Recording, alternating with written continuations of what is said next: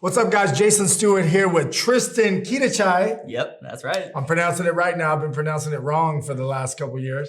And he's here fighting at Epic 50. Your wife fights. You guys have been together for 2 years. Opened escrow on a house today, married for 1 year. And he's excited to be fighting an opponent who, in the previous times you fought for Epic, has always came out one fight before you. So he would fight on fight 2 and you'd come out right after his fight. And now you guys are finally meeting in the cage face to face. Tell us about that. What can people expect, or what are you expecting? How are you expecting that fight to go? I'm expecting him first round, start bringing pressure. You know, I know he has a good wrestling base. His first fight, he took that dude down in the 3rd round. I think that's what won him the fight. This fight coming in, I just have to watch that pressure, you know, keep my distance, keep it standing, because I know he has pretty good jiu-jitsu, but I mean, nothing to really be scared of. So it sounds like you think his wrestling might be better than yours. His ground game is solid, so you'd rather keep it on the feet. I always want to keep it on the feet. No one wants to really stand there and swing with me. It's happened every fight. So you're saying he might be scared to stand with you?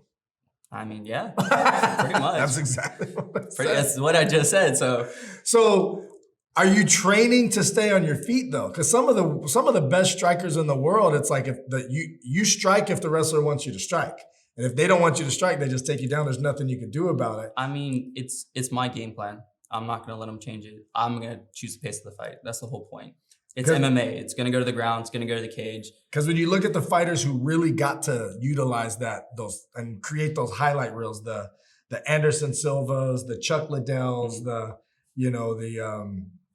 Axe Murderer, Vanderlei Silva, like they were known as strikers, but people don't realize like Chuck Liddell was a high level wrestler. That's why he was able to stay on his feet. Chris Lieben used to train with him, so yeah. So I mean, and then the other guys I mentioned, black belts in jiu-jitsu with decent wrestling, and they weren't scared to go to the ground, so they were able to let it go. Yeah.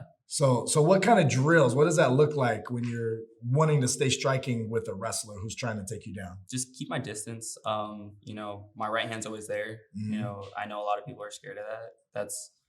That's what scares most people. Once I touch them, they just want to back off, or they have to push forward. There's only 2 options. What do you like better, hands or feet?